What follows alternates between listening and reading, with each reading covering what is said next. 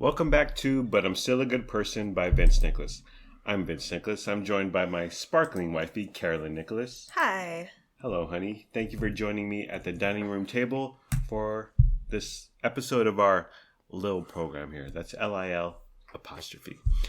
So we are going to be talking about dining at Sammy's, which is located inside Stone's. It's literally a casino, but it's technically called Stone's Gambling Hall. It's in Citrus Heights, California. Sammy's is the restaurant there. Yeah. Open 24/7. The Gambling Hall is open 24/7 in Citrus Heights, California. And we're going to talk about our breakfast/lunch there. And then we're going to talk about Friends Reunion, which was on HBO Max, which barely anyone is subscribing to the HBO Max. And then even lesser of a percentage of people watch the Friends Reunion. But we're going to talk about the bigger issues. The highs, the lows. Right. And we'll just, what is video, what is television, and what used to be. We're going to harken back to our glory days, honey. Our youth. When Saved by the our youth. When Saved by the Bell was on TBS at 3:30 in the afternoon. I watched it Saturday mornings. Monday and then I watched it when it changed to the afternoons during the week. You were OG, honey. Do you remember the college years? It didn't last long. I started with Good Morning, Miss Bliss, whatever that Miss Bliss was called. And then I watched religiously the Saved by the Bell. And then I did watch the college years, and I did enjoy them. I did too. What happened there? I mean, it wasn't a great sitcom, but it was decent. It was decent. It was watchable. I mean, I think I watched every episode they made of that. I blame Jessie, what was her last name? Spano.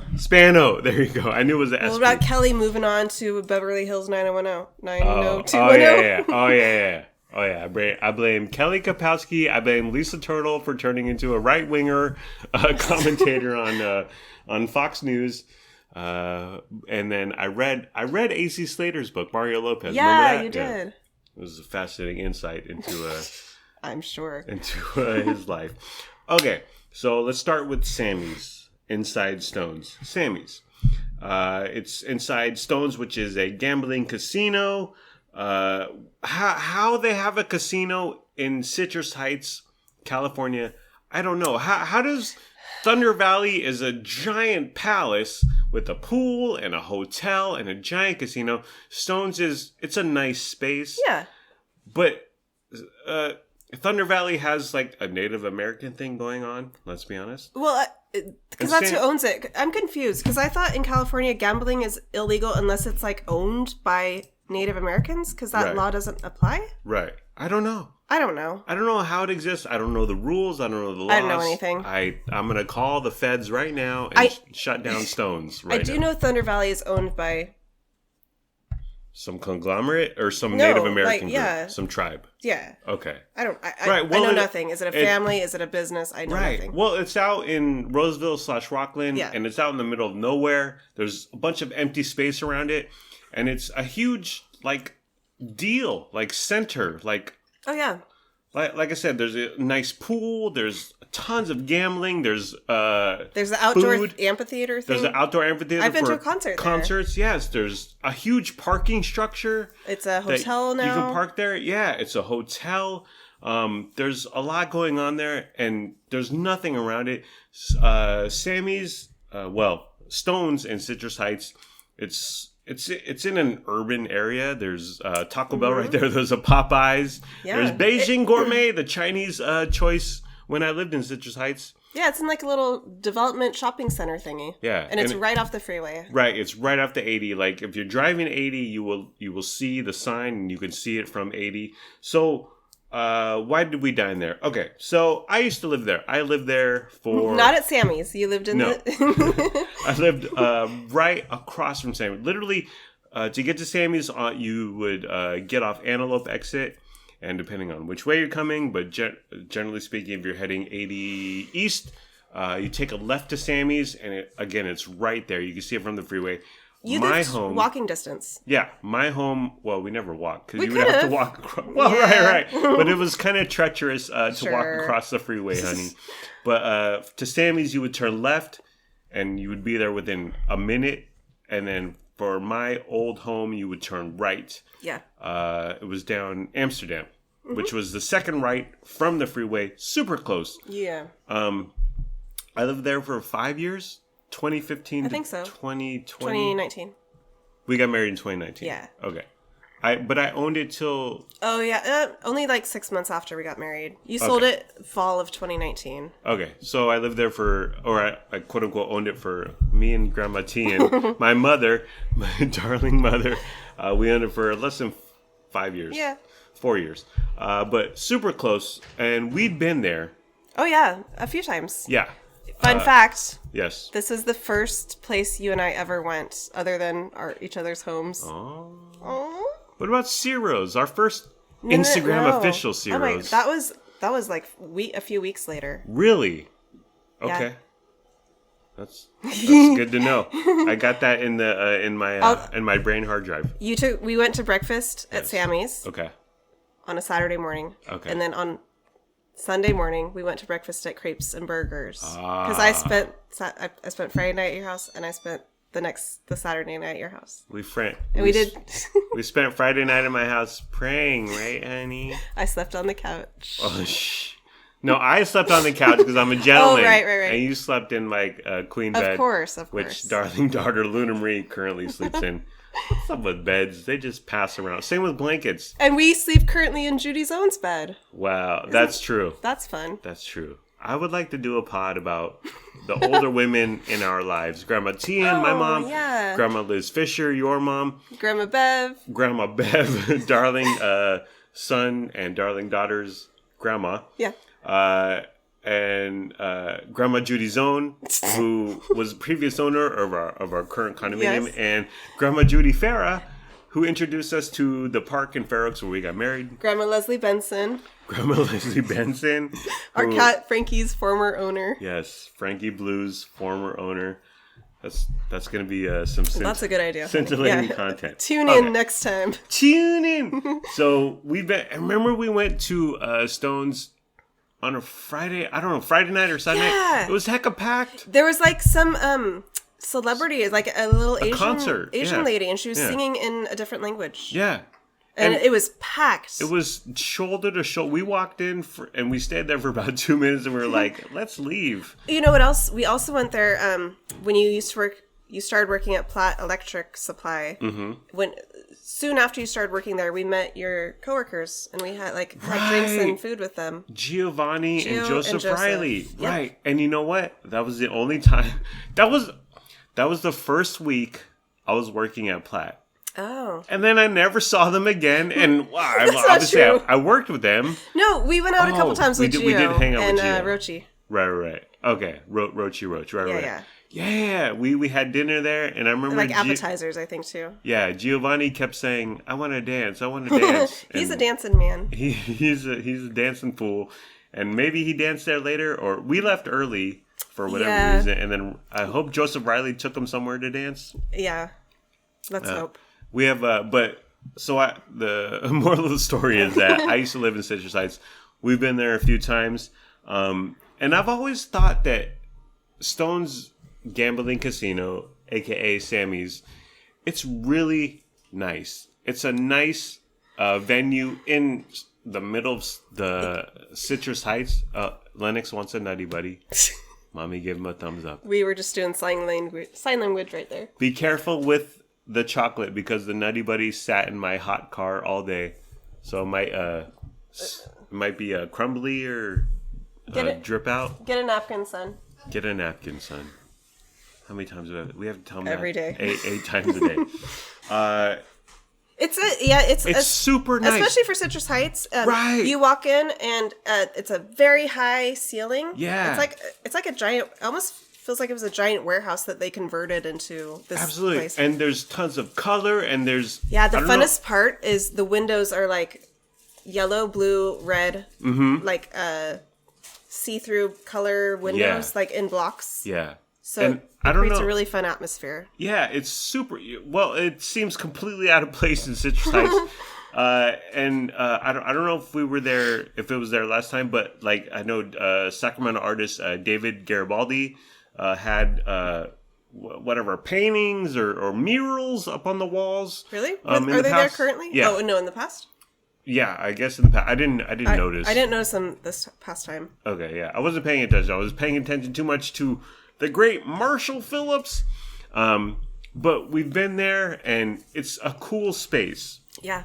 And it's completely out of place in the hood that is Citrus Heights, the ghetto. Yeah. But we've been there a few times, and we like going there. The service is a little slow, which we'll get into.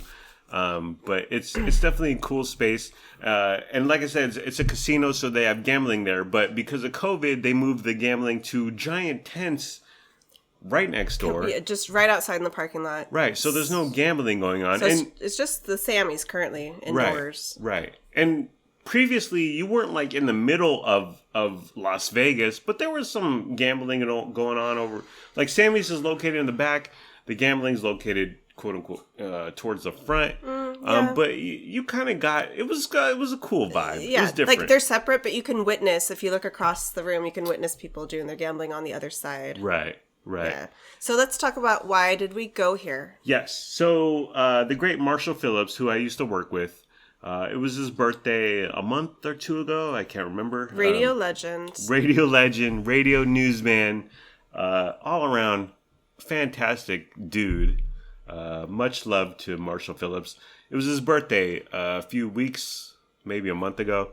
And I texted him because that's how guys say happy birthday. Remember in high school, honey? Like, did you girls? I know girls at my high school, and they would never do this for another guy, but they would, for other girls, they would buy them a bunch of those silver balloons. They would have like 5 silver balloons for whatever her name is, Hannah, and Hannah would walk around all day with these 5 silver balloons, and you would know it was Hannah's birthday. Yeah, you got to make a show of it. Yeah, definitely. Yeah. Well, now as guys who are scared to admit their feelings, we text. We say happy birthday. We might post on their Facebook wall happy birthday, but I know Marshall Phillips' personal phone number. Ooh. Yeah. You got his digits. It's exclusive. I got his. I'm on the telly with him. So I texted him happy birthday. I forget what he replied with. And then because we hadn't talked for a while, or we hadn't communicated for a while. So he's and he's retired from Armstrong Getty / iHeartRadio Sacramento, and I find out he's living in Citrus Heights. Mm-hmm. Well, what do you know? I used to live there. So, and another thing is that Grandma Bev lives there. Grandma Bev is the grandma to darling Lennox Albert, who's eating hash browns right now, and darling daughter Luna Marie upstairs. And she lives in, is it Fair Oaks or Carmichael? No. I think it's technically Citrus Heights. Is it really? Yeah, okay. It's near Dewey. We take the Madison exit to get there. Yeah. Mm-hmm. It's okay. Citrus Heights. So I'm putting all these things, I'm like Sherlock Holmes, honey. I'm putting all these things together. I used to live in Citrus Heights. Marshall Phillips currently lives in Citrus Heights. Wow. Grandma Bev is in Citrus Heights. And our darling offspring... Well, they're not technically my offspring, but Lennox Albert and Luna Marie were going to spend a day / night with Grandma Bev. Yep. So I was like, well, you know what, Marshall Phillips, I haven't seen you in a while, so let's get together. Let's have some breakfast. Yep. Okay. So, and so we dropped them off. We dropped them off Saturday morning. Okay. Was I there? No. I was not there. Okay. You were at the gym. Oh, yeah. Well, I lift, honey. I don't know if you noticed. And then Can you look at these guns and question if I lift or not? Lennox Albert. He said yes. That's it. Questions. And then so we thought, Sunday morning brunch with Marshall in Citrus Heights would be perfect because right after we can go around, collect the kids, and then head back home. Right. You dropped them off Saturday. We grabbed them on Sunday. Mm-hmm. And so you drop them off Saturday, we grab them Sunday. But before we grab them on Sunday, let's have breakfast / lunch brunch with Marshall Phillips, who's in Citrus Heights at a Citrus Heights location. Perfect. Because we didn't want him to have to travel far to come see us. Right. We wanted to go somewhere more convenient for him. So that seemed like a fun, convenient place for everybody. Right. So breakfast in Citrus Heights. Okay. there were a few options. Charlie's Cafe, which I've been to a few times. It's okay, but it's kind of like it's low. It's the food is fine, but it's in a strip mall next to a Dollar General. It's kind of low rent. Okay. But the food is fine. Mm-hmm. Another option was the Lodge, which is like small, but it's the architecture wise is kind of a pointy lodge. It's cool, but it's small. And we learned also that they're closed currently. Yeah, Marshall Phillips indicated that it's currently closed. Another option was Crepes and Burgers, which is fine, but it's a giant room. And the food is okay, but there's not much ambiance. And I remember just a lot of echoing because it's a huge room. Really? Echoing? I don't remember that. Yeah. Well, it's a huge room with not much going on in terms of absorbing the talk or the noises. It's a smaller, more casual dining experience. Yeah. And so I chose Sammy's Inside Stones Gambling Casino Hall. Because I really like the inside. It's cool. It's colorful. They got the wood-fired pizza grill going. They got huge flames. Yeah. And they got TVs around. It's a nice bar. Super like fancy sports bar. I'm not into sports, even though I'm a red-blooded heterosexual American man, Lennox Albert. I don't care about professional sports. But if you're into sports, they got the TVs. But it's not inundated with TVs. It's not like a sports bar. And we got a booth, which could sit like 6, maybe 8 people. So we got to sit there on the leather seating and kind of spread out. And that's why I chose Stones. Now, I wish I hadn't chose Stones. Oh, no. Why not, honey? Based on our meal. But, yeah. So, I wanted Sammy's because we hadn't been there for a while. Been there for a while. And we recalled the food being good. Right. We've enjoyed eating there in the past. Yeah. But then, what happened? So, we agreed to meet at 11 a.m. So, sort of breakfast. I decided to go with breakfast. You went with the lunch item. Marshall Phillips went with the breakfast.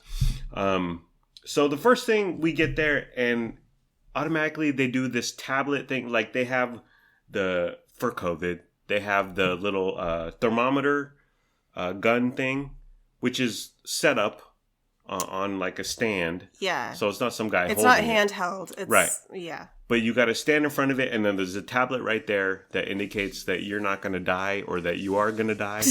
I don't know. So we walk in right away. You got to put your forehead to this tablet, to the thermometer thing, and then the tablet tells you if your prognosis. And we both passed, thankfully. What happens if you're 108? What if you just came from the gym? What if you just ran a couple miles? They kick you out. You're exercising. So we both passed with whatever 97, 98 degrees. Flying colors. Yeah, and then there was a man there, maybe a foreign man, but he said, "You are in good health. You're okay. You're in good health." It's like, okay, Dr. Shivago. I don't understand what's going on, but we passed. Okay, so we see Marshall Phillips at the bar, where Marshall Phillips has been many a time, I'm sure. Enjoying himself a mimosa. A mimosa, right. And he's got his mask right next to the mimosa.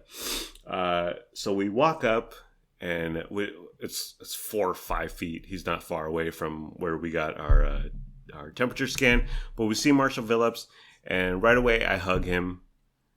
And then he starts asking if we've been vaxxed. And have we been vaxxed, honey? Maybe. We have not been vaxxed. Not yet. Right. We're going to wait till the Gavin Newsom lottery is over $100 million. Then we'll get vaxxed. Then that's what will kick us into motivating to get vaxxed. But we see Marshall Phillips at the bar where he's been many a time. It's like the Raven Social and Athletic Cup. And I hug him, and then he starts talking to us about vax, and we're like, we have our tails between our legs. We're like, we have masks on? Right. No, but not really. No, we did. We did, but we took him off right when we sat down. So, but yeah, and like you're talking, the booths are quite large. So he was on one side and we were on the other. So there was social distancing happening. Right. So we say hello to Marshall, hug, kiss, whatever, and then we Big go smooch. Right. We sit down at a huge booth. Like I said, it could fit 6 people, maybe 8 thin people. It was nice, very leathery. And that's what I like about Sammy's. It's never super busy, except for that one time when it was a concert on their makeshift stage. But we got into a giant booth, and it was us 3. I was in the middle. You were to the right if you were facing us, and then Marshall Phillips was to the left. And so we got the booth and took off our masks, and we lived with reckless abandon. So right away, they hit us with the QR code. Oh, I hate the QR code menus. Right. Because your previous phone couldn't do the QR code, and then your current phone, you have to hit a certain button. I still couldn't get it to work, but you figured it out after the fact. So hopefully in the future, I will be able to use it. Right. You hit the Google Lens button. So I got the menu on your thing. I got the menu on my phone. Marshall Phillips didn't have his phone for some reason. Oh, yeah? He left it in the car. Oh, okay. So he asked for a paper menu. Right. They have paper menus, yes. Okay? Like this whole, the QR code, you got to get the menu and sanitary and hygiene. Sure. Just ask for a paper menu. So give the man a menu. Right. Give the man a paper menu. Like the old school. And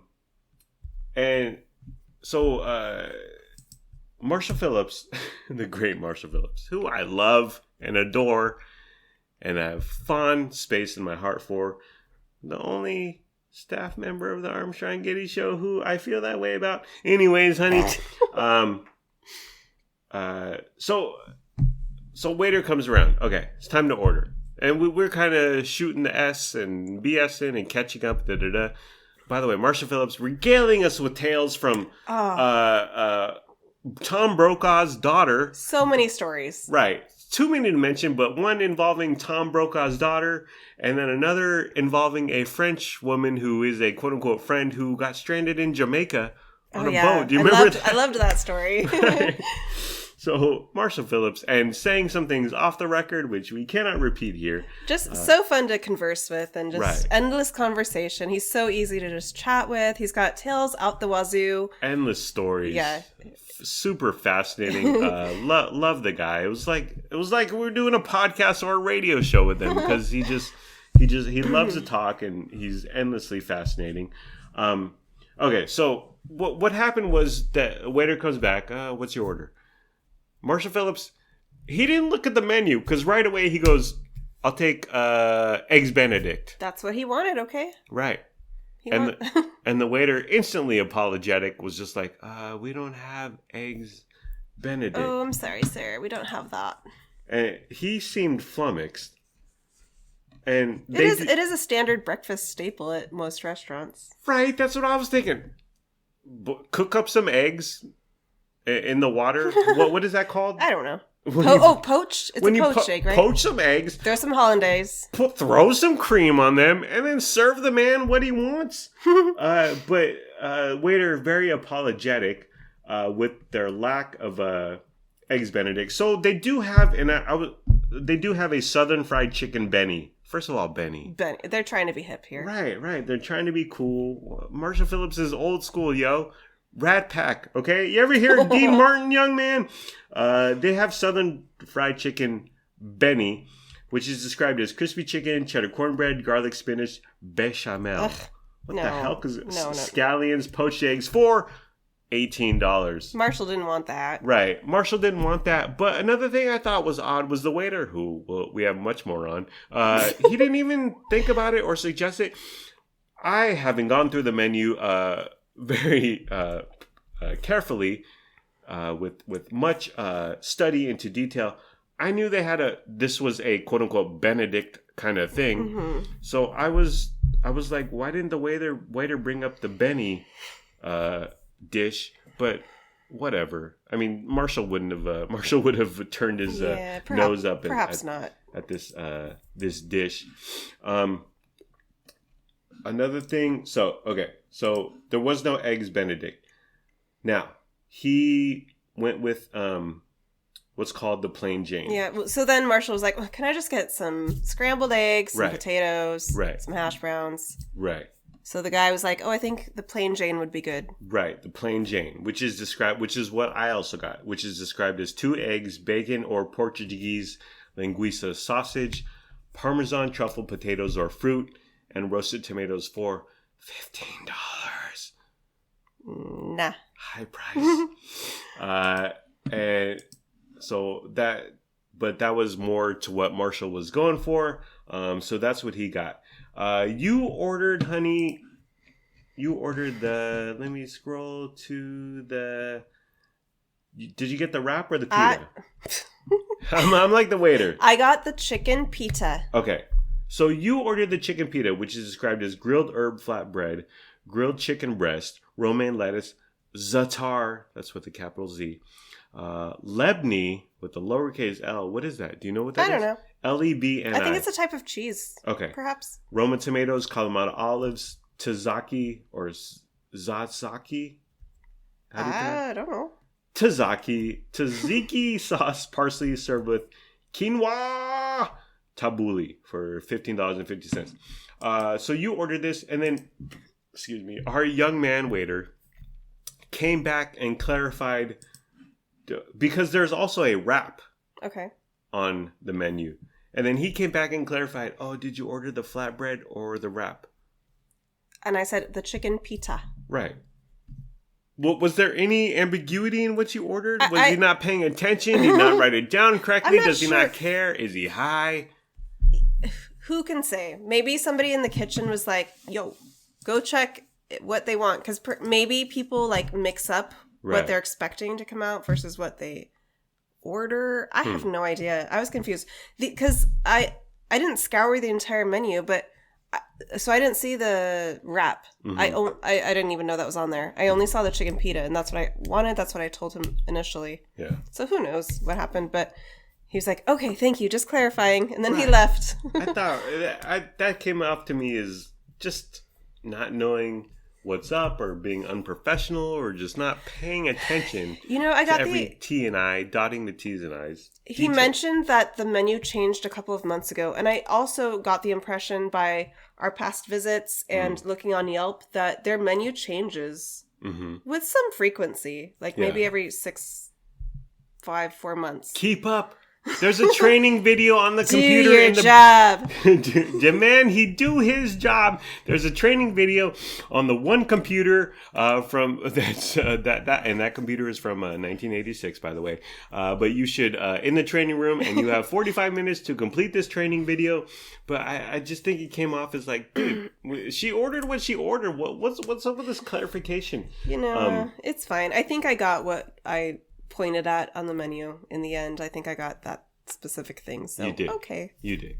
Another note is that on the table there was nothing. There was no ketchup. There was no hot sauce. There was no salt. There was no pepper. No napkins. There was no napkins.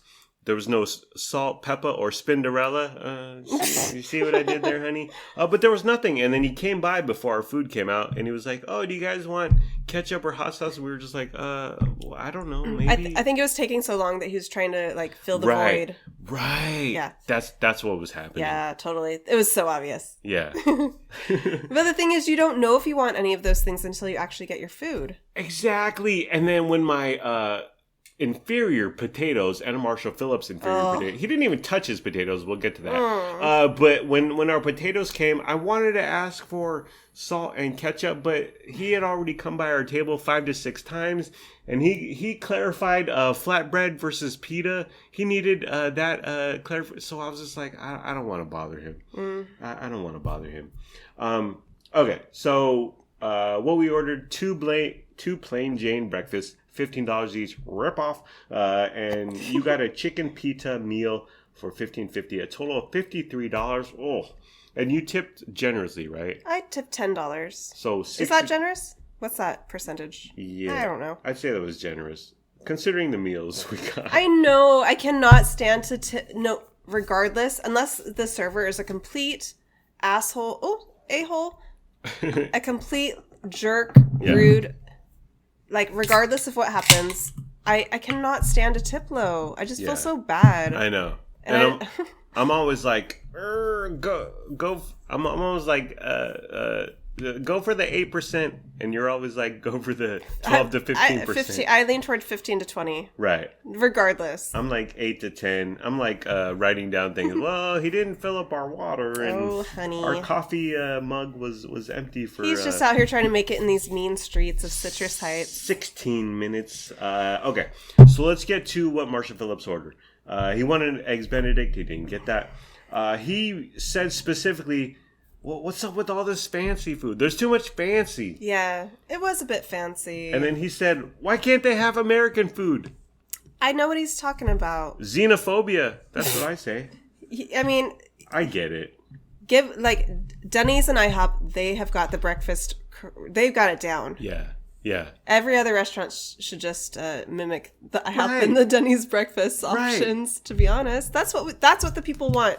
Yeah. That's what pleases us all. I know. And so these Plain Jane, which Marshall Phillips and I got, Parmesan truffle potatoes. When Marshall Phillips seemed flummoxed by these, and so did I, but I wouldn't verbalize it. I was as well. Yeah, and the waiter was just like, oh, I wish we had hash browns.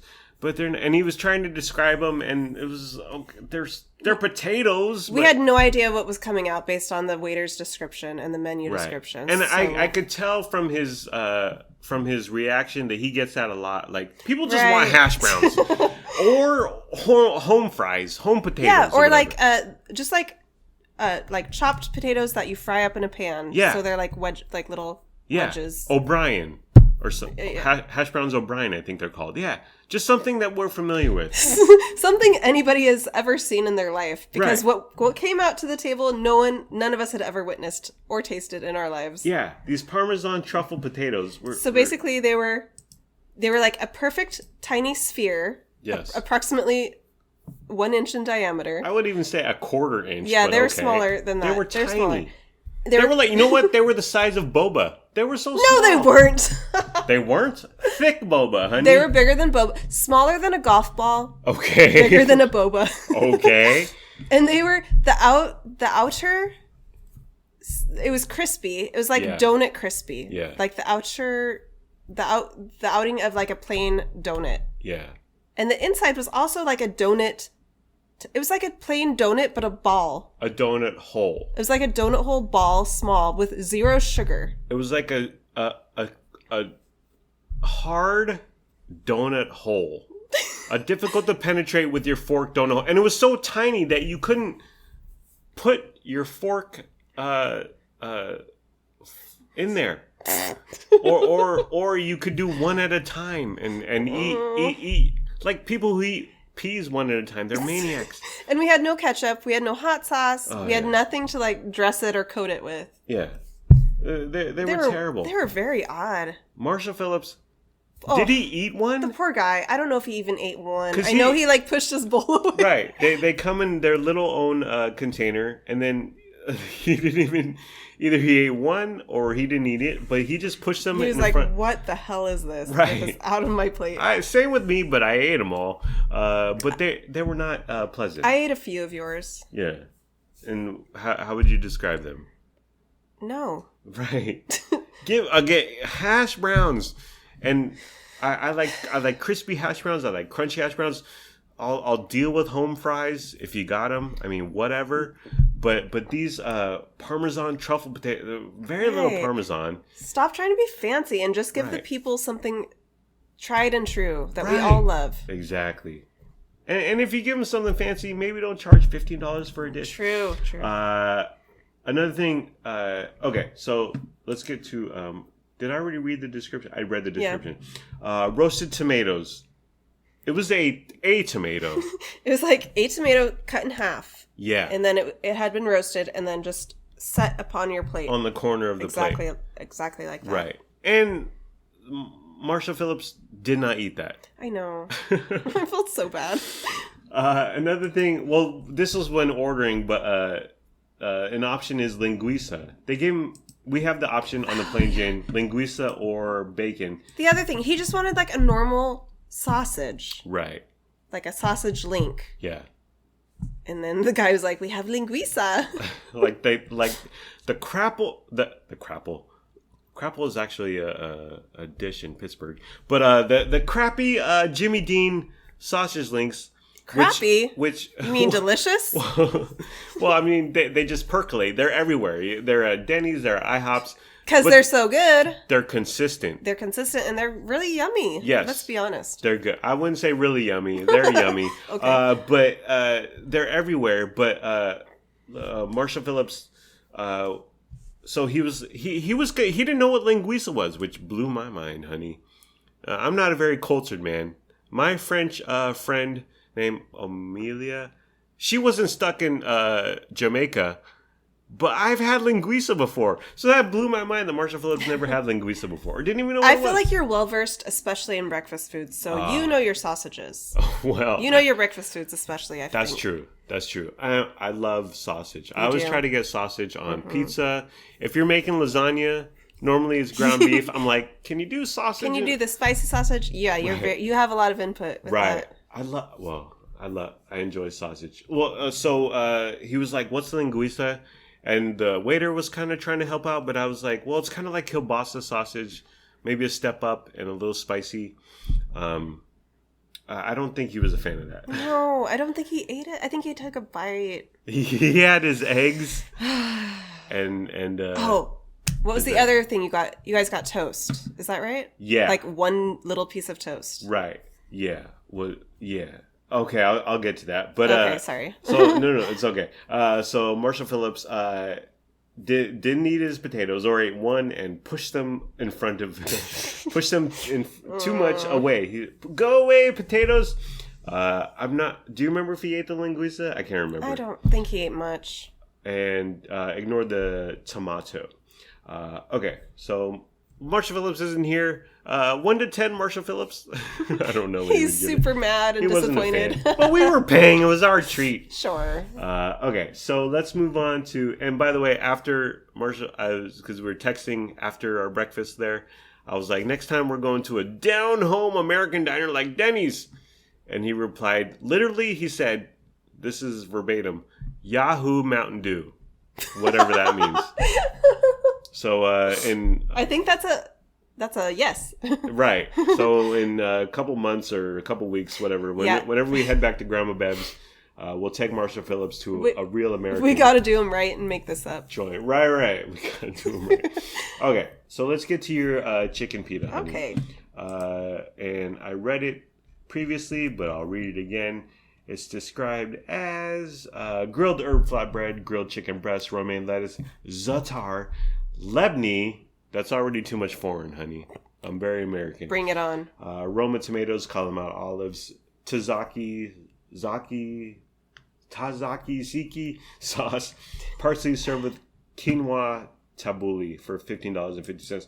Now, right away, he offered, instead of quinoa, he said you can have fries. Right. In my heart, in my mind, I heard fries. I was like, I'll get the fries.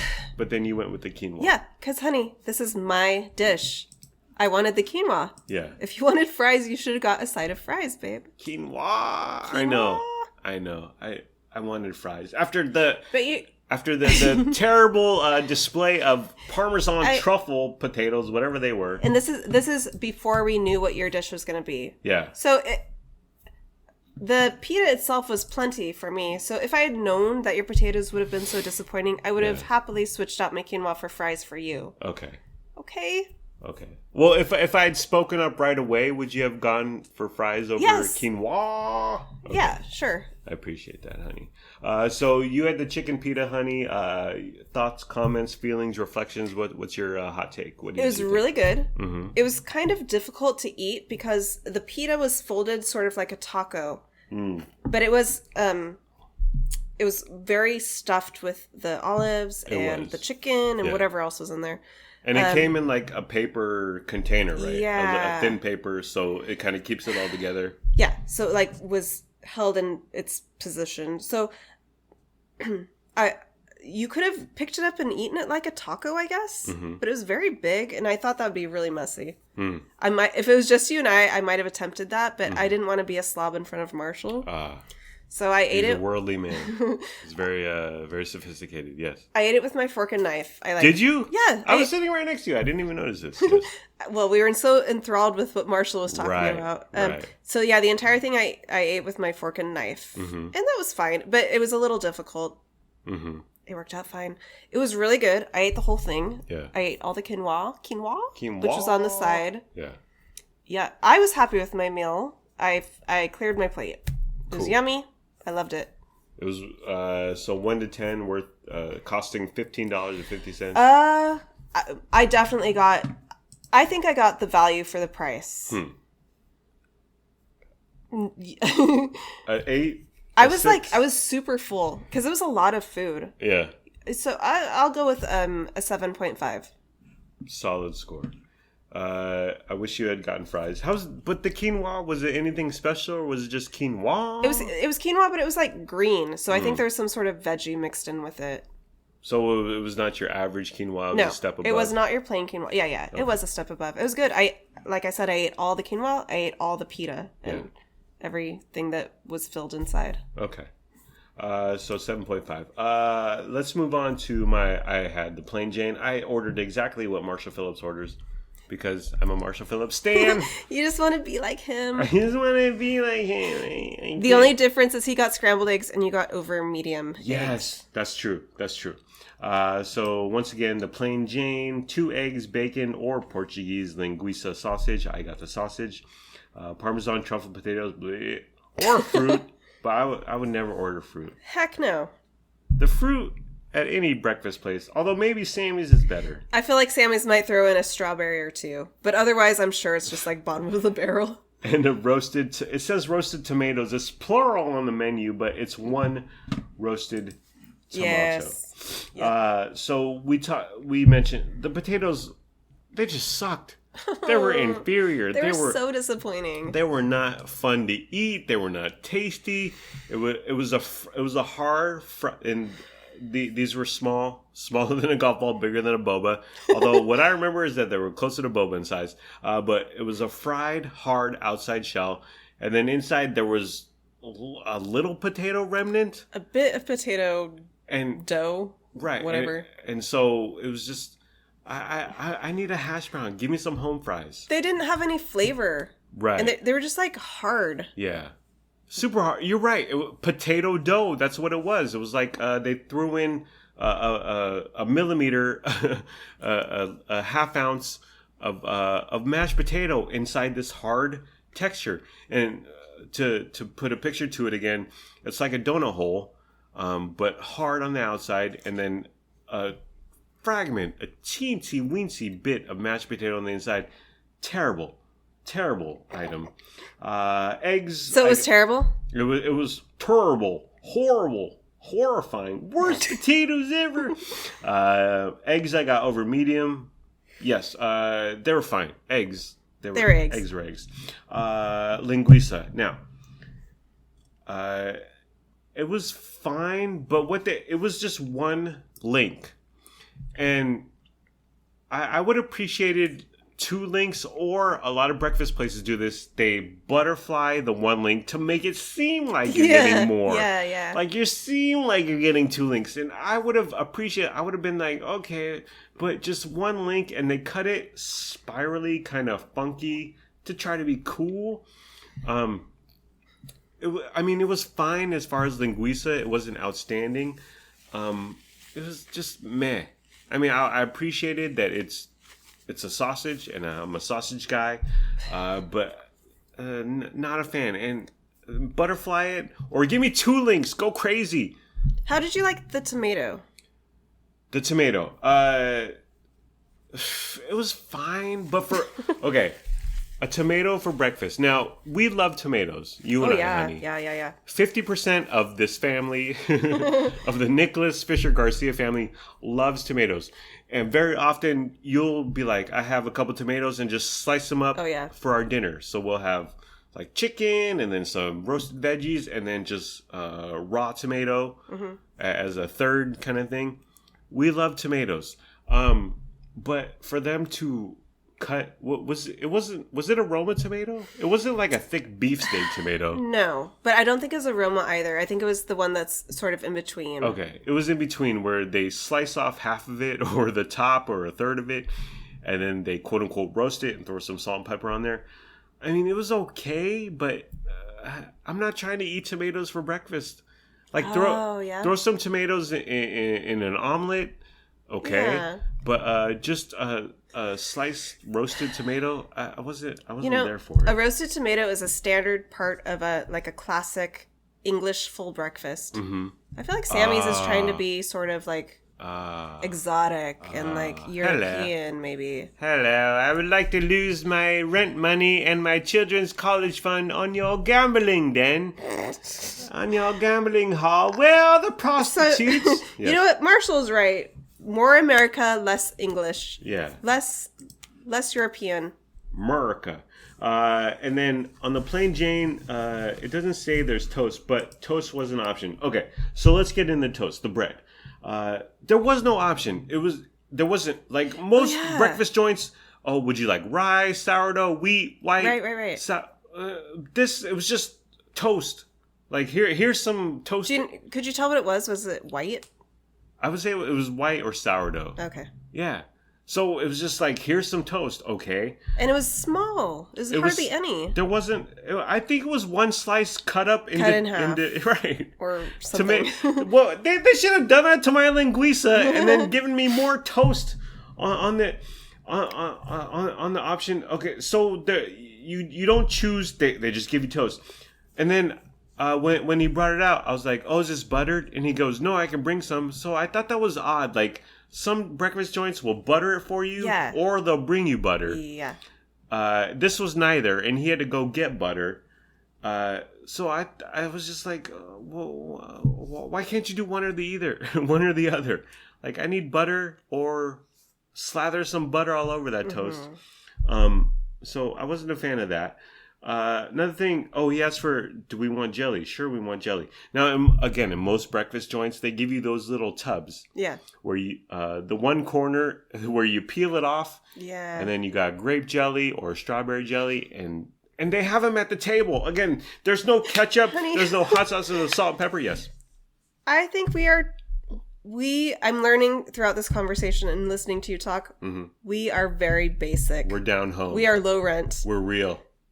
Why do we ever go anywhere that isn't Denny's or IHOP? Because everything we expect and want and hope for is like your little local hometown cafe or your IHOP Denny's. We're not fancy That's people. That's what we want. We're simple. Yes. We're simple folk. And I'm not ashamed to admit that. I am, honey. So the jelly. So do you want jelly? Sure. And he brings out a little jar. It was adorable. Super adorable. It was a tiny thing. It was a jar very of jelly. Miniature, like mason glass jar, right? With a cute little top, right? Oh, so adorable, super cute. But my thing was, okay, first of all, it had like the freshness sticker on there. Oh yeah. And I had to break that freshness sticker. I had to unscrew the top of the jar, the tiny jar, to break that freshness. And for whatever reason, I was having problems breaking this freshness sticker. Now, you know I lift, honey. I'm very strong. So if I'm having difficulty with this freshness sticker, most mortal men are having difficulty too. And I was like, what am I doing? Again, at a typical breakfast joint, they give you 8 of the little jelly tubs where you just peel from the corner and hey. And an 85-year-old woman could peel it for herself. Right. And you're going crazy and the jar was super small. So once I broke the freshness seal, there wasn't much in there. Right. So do I have to break 6 freshness seals? Is that I didn't go to the gym this morning. Do I need to lift more? Is that what you're telling me? I don't know. I was not a fan. Yeah.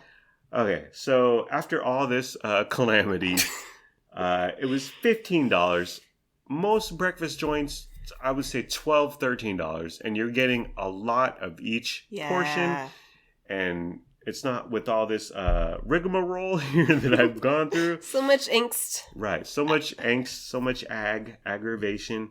So 1 to 10 for my plain Jane. I would give it a 5. And I'm only giving it a 5 because Sammy's is still a cool joint, a cool venue. Sure. Cool location. But as far as the food, 4, maybe even a 3, honey. Especially for what we ended up paying. Right. Absolutely. Well, I told you not to tip $10. No, I didn't tell you that. But $53. Hey. I would have gone for an even 60. But hey, you did 63, yes. When the check arrived at the table, I grabbed it. And you were like, you got this? And I said, yes. So you know what was happening. Yeah. You know what's going down. I know. I wanted to stop you, but I couldn't. Okay, so that was Sammy's. And then Marshall Phillips. Let's talk about him saying goodbye. So he had quote unquote an appointment. He was going to meet his cousin. I believe he's going to meet his cousin, and thankfully he was going to lunch after this. Thank goodness, because he barely ate any of his meal. Right. So I was really happy he was going to hopefully go get something better in his stomach. But how he left was he got up from. We were still sitting. We were chilling. We were like chilling. Yeah. And he got up and he was like, "Bye-bye. I'm going to meet my cousin wherever, Rockland or Lincoln or something." And he did the class. It was, some people call it an Irish goodbye. Now, your theory is that he left because we weren't vaccinated. Like, he didn't want to hug me again? Oh, that might have been a possibility. I wonder if he was just kind of like on a timeline, actually. Yeah. I think is what it was really That's happening. What I think, because it was about noon. Yeah. And he wanted to do a bang bang. Well, initially, like 2 days prior, he had told you, "Oh, I can't do it this weekend. I'm too busy." Oh, right. And then he, like, a few hours later or whatever, he's like, "Oh, actually, I can meet you Sunday morning." So we're like, "Okay." Yeah. So I think he didn't just have the whole day to chill with us. He was kind of like, "I have to be here. I have to be here." He was on a schedule. Yeah. Okay. So, but he gets up and he kind of waves goodbye, and we're like, "Oh, goodbye." We're still sitting in the booth. Yeah. But well. I want to go back to the word bromance and the movie I Love You, Man. Because I told him, "I love you, man."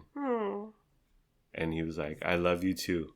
And that's a fond spot in my heart for Marshall Phillips. Yeah, definitely. Forever true. Do you remember what he talked about, like, trying to get Netflix? That was a whole deal. Yeah.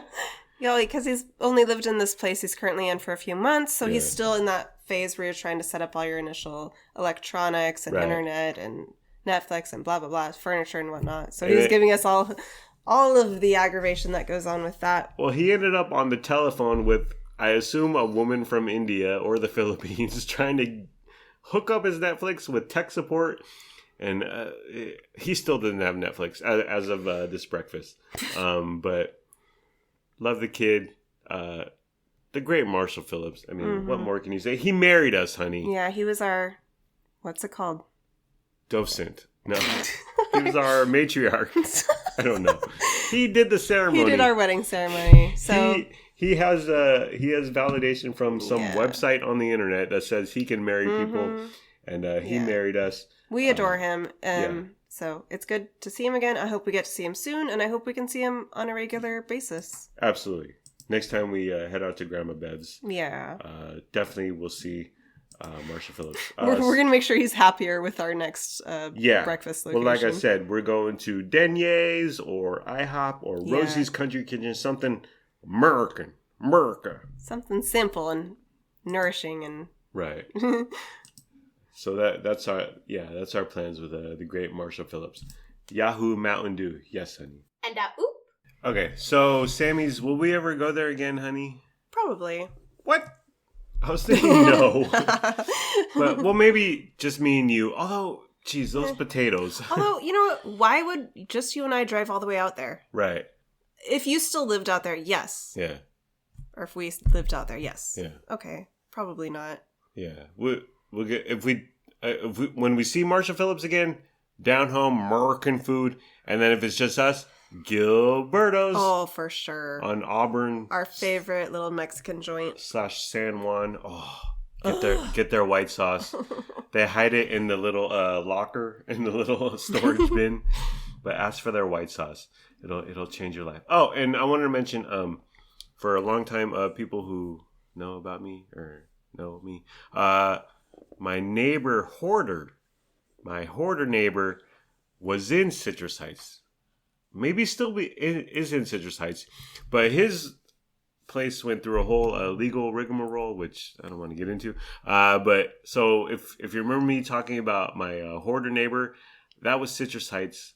So that's my history with the great town. But good memories. Huh? Good memories. Good memories. It's a nice place. There are homeless, pervasive, but they're everywhere in Sacramento now. Sure. But fond memories, and yeah, we did. I do miss some restaurants. Yeah, and we had some fun times there walking to Rush Park. Definitely. But love West Sac. Mm-hmm. Love West Sac much more, and love my life now, honey. Okay, so let's talk about the Friends reunion, which is on HBO Max. So if you have HBO Max, you can watch it. You forced me to watch it because I was like, I don't want to watch it. I don't even like the show. I know, and I didn't like the show either when it was super popular. Yeah. But I wanted to watch it because what the hell else are we watching, honey? There's so many GD choices, which we'll talk about later. But there's so much TV and movies and video in general and entertainment options. And yeah. You stick with the tried and true. Spoiler alert. Yeah. I did enjoy watching it after it was over. I was like, Absolutely. You know what? I think I told you. I'm glad we watched that. I enjoyed it. Absolutely. It wasn't perfect, but it was. I'm glad I watched it. And the conversation we had and we're going to have, I really appreciated in terms of where TV/entertainment is today /video.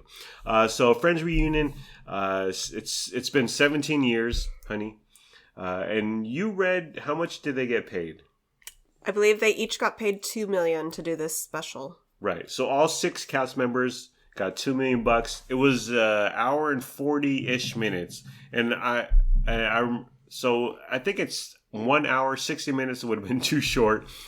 2 hours, it would have been too long. I think an hour 40 was perfect. Although there were some misses. We did have some There was problems. A lot of filler. Yeah, a lot of filler. So let's get to what everyone cares about. How did they all look? Okay. Yes, this is the number one thing I wanted to talk about with you. Numero uno. Okay, so let's start with the girls. Yes. Who looked the best? Well, I would say, as a general statement, the girls look good compared to the guys. Yeah. Not entirely. They're older. We're older. I'm sorry, what? I don't think Courtney Cox looks very good. That's a great point. And I think it's simply because, just based on looking at her, I think she's had the most work done. Yeah. She's had something in the lips or Botox or some dealio. In my opinion, Lisa Kudrow looks the best. She does. She looks the most natural. Absolutely. Older, but still good. Yeah. Yeah. Courtney Cox, definitely had some work. Aniston, see, even back in the day, I never thought she was quote unquote pretty. It was all about the hair with Rachel. Really? I thought she was cute back in the day. She could be cute, but then in other times you'd be like, she's kind of plain. She's kind of low bar. But she has had work done. Oh yeah. Since then, and I think for her work done, and then you throw 17 years. She still looked good, but not great. You could tell something. Whereas Courtney Cox, Monica, I think if she didn't do any work, she was pretty back then in the Bruce Springsteen video. I think she'd be just like Lisa Kudrow, older but still kind of keeping it together. But Aniston and Cox definitely had work done. Kudrow, she probably has as well, but maybe less or maybe just more subtle. Yeah. I thought she looked the best. Right. Let's move on to the guys. Ross, I thought, looked the best. Really? Yes. I thought Joey looked the best. No. Really? No. Ross looks like Ross. Just, again, like Joey Kudrow. looks like a silver-haired Joey. And he gained weight. Sure, yeah, but he looks good. He looks healthy. Good, but he gained weight. He's like the Joey Fatone of Friends. He's not fat. He's just got a bit of a gut. He's just a little chub. What I see with Ross is that he aged like Lisa Kudrow. He still has it together. He's just older. I think the problem is that Ross was not handsome to begin with. That's so true. maybe he didn't get fat, but he's still ugly. Well, they even allude to it. They say straight out he has the hangdog puppy face or something like that in the reunion. He's not classically handsome, but he's the most quote similar to what he looked like 17 years ago. He looked fine. He looked good. He did look good. And he's still in shape. Sure. Okay. Joey, he has a belly. He has a gut, and his face looks. Again, 17 years plus. He's gonna look older. His face looks good, but okay. You know what? Joey's Matt LeBlanc's agent / manager / team / whatever personnel should have been like, dude, you got the Friends reunion in 9 weeks. Get your ass to the gym. Here's some chicken breast. Eat this chicken breast and broccoli for 9 weeks and put it together. Pull it together. I thought his face looked okay, but he put on some pounds. Maybe he didn't care. Like, he was like, I'm getting $2 million. Yeah. I don't care what I look like. I don't care. It don't matter. Yeah. Maybe. Who knows? But, well, okay. So I thought Ross looked the best. Joey looked second best. But you think Joey looked the best? I did. Well, I think that goes back to just Matt LeBlanc being more handsome. He is like they played a bunch of old clips. He was very good looking. Super cutie. Classically handsome. Okay, let's move on to Chandler. Oh dear. What's it? Is his name Matthew Perry? Okay. Matthew Perry. And it's very public. It's out there. He's had problems with drugs and drinking. Drugs and alcohol, yeah. And rehab and going in and out and addiction. And all that considered, I thought he looked decent. He looked okay. I would agree. Yeah. I mean, he's just not aged as well as the rest of them because of all that he's had going on. Right. And I feel bad for him. Yeah. And then there was one. Well, I think we're gonna get into this later, but there was one point where one of the cast members said like, "Oh, we chat all the time," right? And he was like, "I haven't heard from any of you," right? So then I was like, "What the hell?" I feel bad for him. Yeah. Why has no one reached out to him when he's had all these public struggles and just checked in like, "Hey, man." Yeah. And then I got to thinking, some of them have had marriages and weddings. Mm-hmm. Were they not invited? Did they not go to each other's like big life events that have happened? Yeah. We know very well that Jennifer Aniston and Courtney Cox are like really good friends. Yeah. But outside of that, I wonder why they don't seem to have like stayed in better touch or maybe supported each other better. Yeah. Aniston and Cox, and I know this through various interviews and the National Enquirer. I don't know, People Mail. Magazine. Yeah. Because I DM Jennifer Aniston. Aniston and Cox are the closest. Like, they have dinners and they hang out through... Cox was married to David Arquette. Yeah. And Aniston has had her own man trouble, let's be honest. But I know they've been close. And then I know Kudrow has sort of been attached to them. Like, she's remained close. Not as super tight as Aniston and Cox. But she's there. As far as the guys, I haven't heard anything. I know nothing. And they're never talked about. They're never seen together. Right. So, I mean, and who knows the truth, but... I know the truth, honey. I know the truth. It did seem like the guys had been completely unconnected for the last 16 years. Yeah. With each other and with the girls. I got the impression. Absolutely. Agree. And so, okay. Well, let's get to Chandler. Well, first of all, his looks... where did that double chin come from? Like, he's still skinny-ish. And his... I guess it's just from the rapid weight loss and gain. Maybe. Weight loss, weight gain. Maybe just aging. That, like, his skin is stretched and sagged. I don't want to age like that, honey. Oh, my goodness. Well, at least you're half Asian. Yes. Asian You've got that crack. going for you. Asian don't crack. Okay, so let's get to Chandler. Matthew Perry. So... You mentioned that they're all interviewing with James Corden. Oh yeah, we keep in touch together, and then Chandler literally says, "I don't hear from anyone." It was something to that effect. Yeah, like no one talks to me, and he said it kind of like lilting, like I'm just joking, but there was pain there. I totally believed that. Yeah. Like, it sounded like he was telling the truth. He Yeah. wasn't just, like, joking. And they completely glossed over it. Yeah, This isn't a deep dive into addiction and quote unquote friends. But he's like, no one talks to me, or I don't hear from anyone. And you were just like, ooh. And they moved on. Yeah. Probably smartly so. But that was a little bit of truth in this beacon of we're friends making $2 million. So you knew right away, and it proved to be true, that this was completely like a surface level reunion. Yeah. We're not talking about any of the dark times. We're only reminiscing on the good times. Yeah. And that's cool. Yeah, that's fine. You work with people, and then you stop working with people, and suddenly the day-to-day rapport, what are you doing this weekend? What did you do this weekend? What's going on with your family? How's your kids? It goes away. True. And I get that. And when they come back on the set, there's a real affection and love. Like, they're hugging, they're crying, they're like, remember this, remember that. I do think each of the 6 were, like, happy to be there. Mm-hmm. Like, I think they genuinely have a affection and love for each other. Absolutely. I don't think there's any, I mean, at least it didn't seem, I couldn't tell there's any hard feelings. No.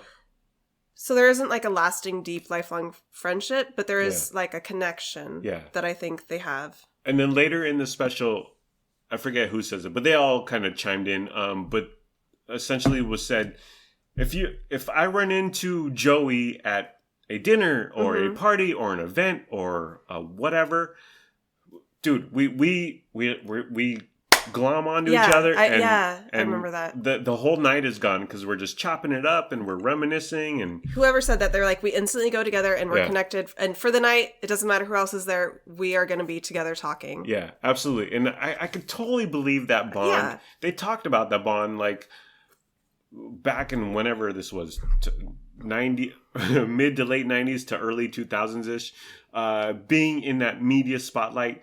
I want to say it was Ross, but they were like, no one could relate to this except for us 6. Yeah. And so they have that it will always be that relationship.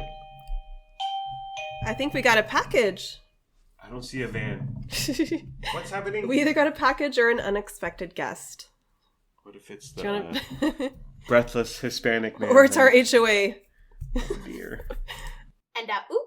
So definitely real life bonds there. Another moment. But the fact that somebody mentioned that no one else understood what we had gone through, it was like so particular to the 6 of us. Yeah. That also leads you to think, okay, then why have you guys not stayed closer in touch? Right. Agree. Although and then I don't know. But it's totally understandable that no matter how like intimate or intense your job is, sometimes when a job ends, you do just part ways with your coworkers, regardless of the scale of the job. So, okay. Yeah. I know personally, well, maybe it's a guy, girl, because you've kept friendships through work. Yes. I have not. I have one, Chris Lum, who I adore. Maybe it's a guy-girl thing. Like that could be. Like, guys, we're manly and we're tough and we don't need friendships and we're chip on our shoulder and we're masculine and we're not vulnerable. We don't have feelings. But I think that's it. But yeah, who knows? I don't know. But another moment that I would like to note is that so Chandler and Joey, they get in their Barca Loungers, which was world famous. So it showed them on the set of their old apartment that they shared on the show. Right. And look at that ping pong table. Look at the kitchen. They famously had the matching leather Lazy Boy recliner chairs. Right. And they were there at the set that night that they were doing this reunion. Yeah. And then so they pull back the handle and the leg thing flips up and Chandler says something like, "Oh, it's good to be back, Joey." And then and then Joey says, "Wow, these chairs feel great." And I thought that was an odd moment because like Chandler seemed to want to go into an area like, I missed you, bro. I love you. How have you been? And then Joey just instantly like turned to furniture. Yeah. As an easy out. I don't know. Yeah. I noticed that. It kind of seemed like a little bit of a disconnect. Yeah. Maybe they were thinking or feeling different things in that moment. Yeah. I wonder if they've been in contact with Chandler. Like, hey, let's have some lunch. Let's have breakfast at Stone's Gambling Casino. So Chandler was you just kind of wonder what's going on. Ross seems fine. Joey thick but fine.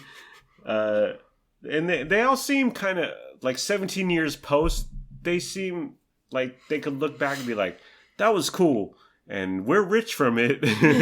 and it's fun to revisit in front of cameras with James Corden hosting. Yeah, they were all very emotional, like walking through the apartment sets. Yeah, that was nice to see. Yeah, that was totally cool, and I couldn't imagine it not being. Somehow it made me like sort of emotional and nostalgic. Even I definitely watched the show when it was on air originally, but I never like loved it, even though I watched it a ton. So you watched it on Thursday nights? Is that when it was on? Sure, yeah. You watch it new episodes weekly? Mm-hmm. Oh, okay. Not every week because I wasn't a super fan, but you're not a loser. Like I was always up to date with it and like knew what the storylines were happening. So I watched it frequently enough that I was into it, I guess. Yeah. Even though I was always sort of like indifferent towards it. It was good.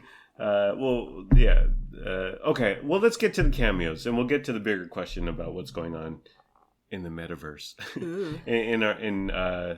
just life and technology. Yes. Okay. Let's get to the cameos, and I wrote down in my notes here cameos. Why? Exactly. Okay. So start off with they take several minutes to be like, to just have rando people, hey, I'm from India and I love Friends. Yeah, just... I wanted to commit suicide, but seeing Ross and Chandler hang out and play ping pong made me happy. And there were a lot of people who were, hi, I'm from New Guinea or whatever. Yeah. I loved Friends when I was fat and ugly.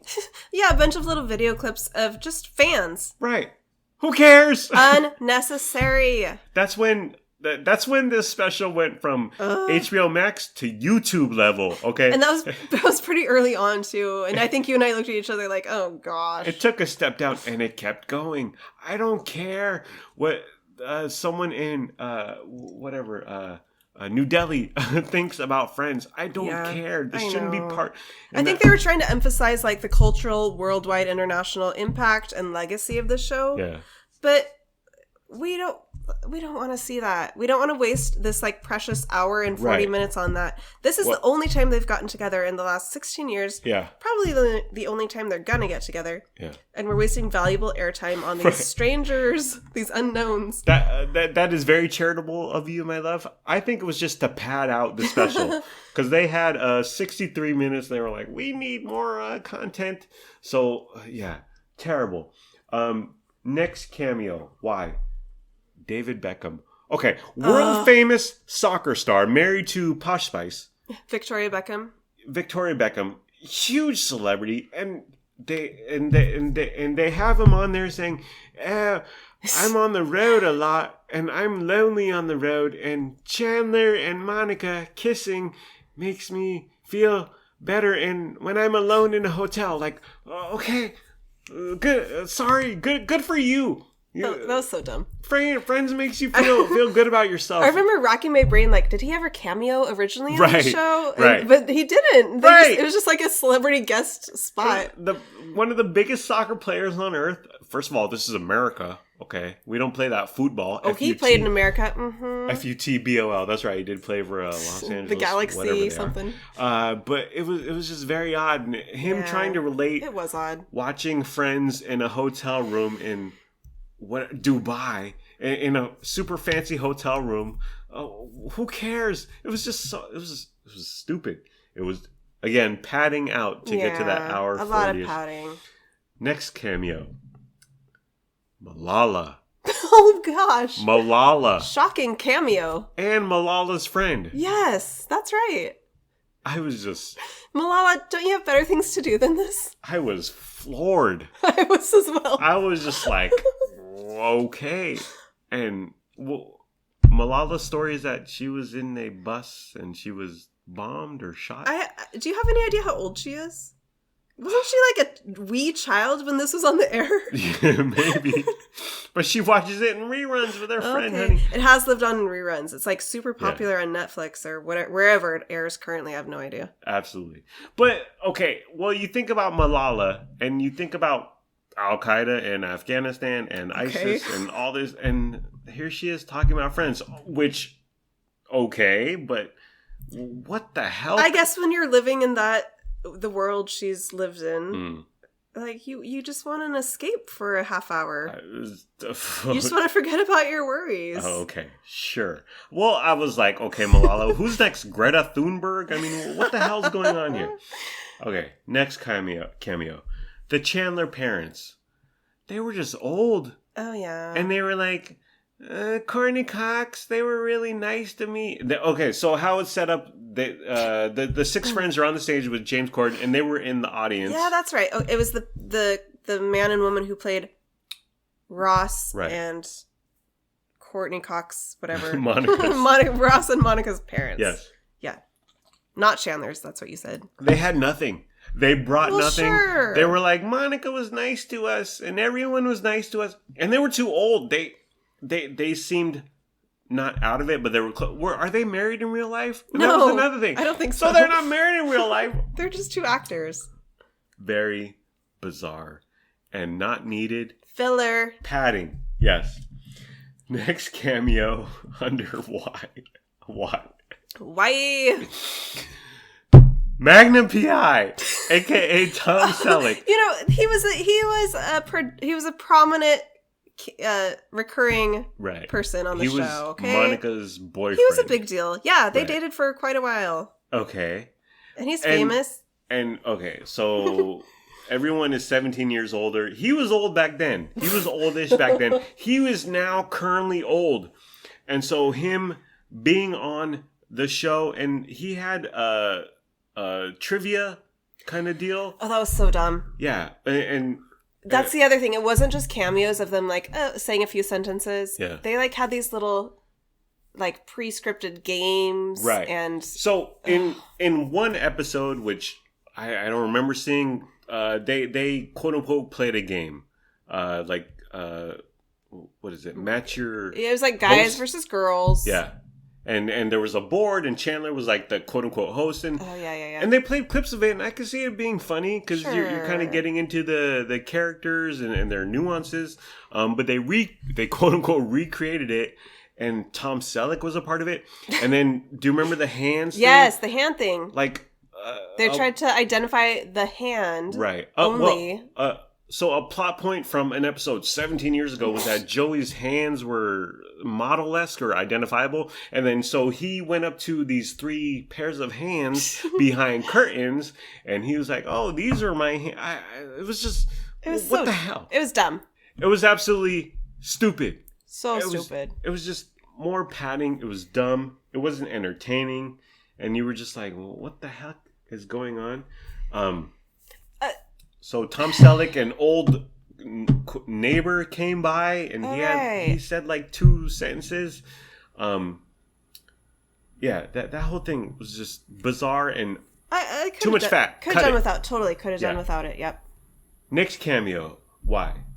Lady Gaga. So for people who don't know, Phoebe had a song called "Smelly Cat," right? And she would play it on guitar, an acoustic guitar. And 17 years ago, it was cute. It was funny. They had a few episodes revolving around her songs and and they were hilarious. Great at the time. Smelly cat, what are they feeding you? Great comedy at its best. 17 years ago. So she reprised it, which this is her thing. This is what she's known for. And then they brought on Lady Gaga. Why? Exactly. Why? I wish I am a Lady Gaga fan. Yeah. I wish she had not been there. I wish it had just been Lisa Kudrow doing it. Or Yeah. that they had just played a clip of the olden... Right. Her doing it back in the day. Right. Well, that's what made it charming, was just Lisa Kudrow kind of winging it with playing 3 notes on a guitar. Lady Gaga was like, smelly cat, Right. smelly cat. Right. And then Lisa Kudrow was like, just like simply harmonizing along with her. It was very and then they brought like chorus members. Yes! Like they brought real singers. Well, smelly cat, smelly. It was just like, well, what the? That's not what made Smelly Cat great. What made Smelly Cat great was Lisa Kudrow trying to put together some semblance of a song. She was like doing the open mic at the Central Perk. Right. And so bringing in Lady Gaga, whoa, bad in a bad romance, caught in a bad romance. It's like a super professional. I want, you know what? I wanted Lady Gaga to like be sha la la la la la lo in the sha la la. Ridiculous. Completely idiotic, moronic, just unnecessary to a Friends reunion. Zero magic, zero chemistry there, just dumb. I agree. Okay, let's move on to the next dumb thing. The fashion show. So, oh Lord, they had on a sitcom, you do wacky things and you wear wacky things. You dress up in wacky ways and you wear goofy outfits and costumes. It's a dumb sitcom. Who cares? So they had a quote unquote fashion show where celebrities wore outfits from past episodes. Okay, so let's go through the celebrities. First one was Cara Delevingne. Delevingne? Sure. That's how you pronounce it. Who is a model / actress. Yeah. And I forget what she wore, but it was like, okay, how long is this going to go on? What's going... Next one. There's a great episode. Ross, leather pants. Oh, yeah. Trying to slip them on with a bunch of lotion. And they played a clip of it. Fantastic comedy. Yeah. Excellent comedy. But they had Cindy Crawford come out in... these leather pants or leather. She looks great in anything. What the hell's the point of this? It was so dumb, so stupid. And then the coup de grace was in one episode 17 plus years ago. It was the Halloween episodes, and you wear wacky costumes. Ross dressed up as a potato, a Sputnik potato. Okay, whatever. It's a sitcom. You do goofy things. So they bring out in this potato outfit Justin Bieber. Oh my God. And he walks down, he sashays down the runway, he says hi, he waves hi, and then he sashays back down, and then he goes away. What the hell's the point of this? The whole segment was so dumb. It was so dumb. So unnecessary. Unnecessary, cringe, pointless. We hated it. Oh my gosh. Just I hate it. Hated it. 2 snaps, a twist. You can't touch this. Okay, let's get to what we liked. We've done enough of bashing. Let's get to what we liked. Talking to the producers, the casting. I really enjoyed the casting process that the producers and developers, creators went into like a deep dive about. I really enjoyed hearing about that. Yeah, and like. Monica was tied up in another sitcom and she had to get out of that contract, and we saw 9 million people for Joey, but when Matt LeBlanc stepped in the room, it was just funny, and Matthew Perry was just magic. I love it because regardless of my like somewhat indifferent feeling towards the show in general, I cannot deny that those 6 people together was like great chemistry, great TV, like absolutely. Magic. Yeah. And I think the show worked. The writing was really good. It was really good. Yeah. But like the 6 of them coming together and delivering those lines, so good. So I love. It's like when you and I enjoy watching like how a hit song became a hit song. Yes. So much of it is chance and like just, luck and. You can't predict what's going to happen. You can't make something happen. Right. So when something like that comes together so well, I really love to see the process. Yeah. Because it's like lightning in a bottle. Yeah. It's just so cool to see. It's not an exact science. Yeah. And no one has the formula down 100%. And to grab this actor who has done nothing, and this actress who danced with Bruce Springsteen. Right. It's just how does it come together? Why does it work? No one can answer that. Yeah. But it for whatever reason, and you can't write it down on a piece of paper, you can't pinpoint it. It does. Super fascinating. And the producers, Kaufman, is Martha Kaufman? Yeah, Marta Kaufman. David Crane, I want to say. Yes, someone else. One other guy.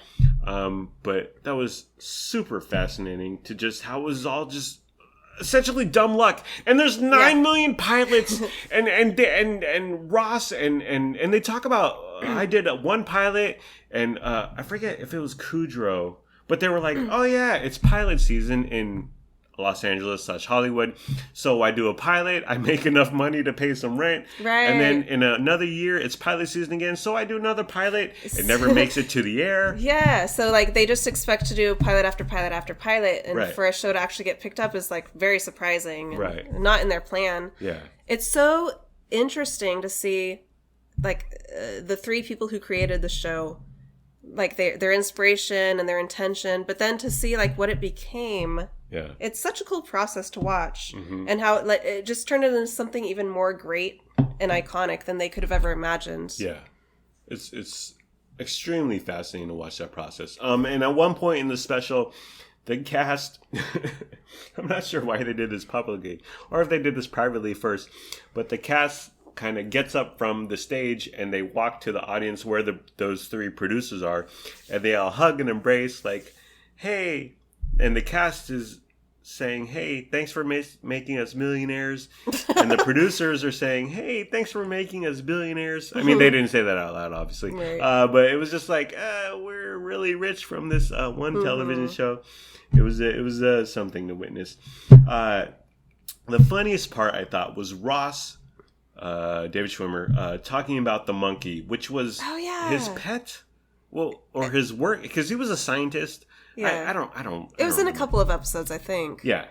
So he has this monkey, and he, and in the special, 17 years later, he was like, I didn't like working with that monkey. And he talked about how the monkey trainer or keeper, whatever, would literally feed the monkey worms. Like, it would be between takes. They would be setting up shots, and David Schwimmer has to be there kind of getting ready for whatever, for the cameras to roll. And the monkey caretaker would be feeding the monkey worms. And then the monkey was not a proper a meat eater, and worm droplets would fall down. He would be, so the monkey would be on David Schwimmer's shoulder eating worms, and worm remnants would start falling down, cascading down on David Schwimmer's shoulder. And I thought that was super funny. And he was like, the monkey wasn't he's not a well-trained thespian, honey. And so he would mess up takes, and he would have to do it again. And the monkey would run crazy, and it was a trained monkey. It kind of had knew what it was doing, or it kind of had direction. But yeah, there was no love lost between David Schwimmer and this monkey. But it was funny to hear him talking about, and he was serious. And the rest of the cast was kind of, you're joking about a monkey. And he was like, no. When you have worm droppings on your shoulders, and you have to take after take, it wasn't fun.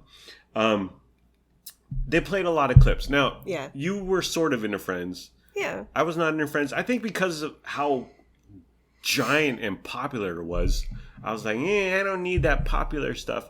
But they played a lot of old clips, and it was a really good show. Well written, well acted. It was just firecracker sitcom perfection comedy, and I admire, because I hadn't seen a bunch of these clips, but I was just like, wow, this is really good writing, this is really good acting.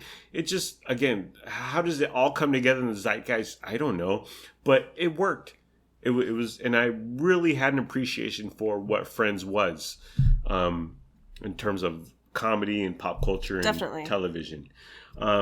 Another thing I liked was one thing they did was they had the current actors read Like, they literally had scripts. They sat around a table with one of the old scripts. Right. And they read it. And they read it, and then they would kind of intersperse and cut to the episode from whatever, 18 years ago, and it would go back to the round table, current day, and it would go back to old school. I really enjoyed that part, too. I thought that was so well done. And at first, I was like, what is this? This is dumb. But it really worked, and they were all into it. Yeah, they were laughing, buying. Yeah, they were smiling. Right, they were buying. I was selling. I thought that was really good, just to see their chemistry, which you can't write down on a piece of paper. Yep. You can't factor into a calculator. I thought that was so good, and I really enjoyed it. Okay, let's talk about some of the criticism from from the internets, from people with an internet from connection. Twitter. From Twitter. People who have an internet connection and can type on their laptop. Because you were into some of this. You read some of this. Criticism of James Corden, who was the host of this whole shindig. I think James Corden in general gets a lot of hate on the internet. I agree. He's seen as kind of like a foofy doof. No substance, no depth. Yeah.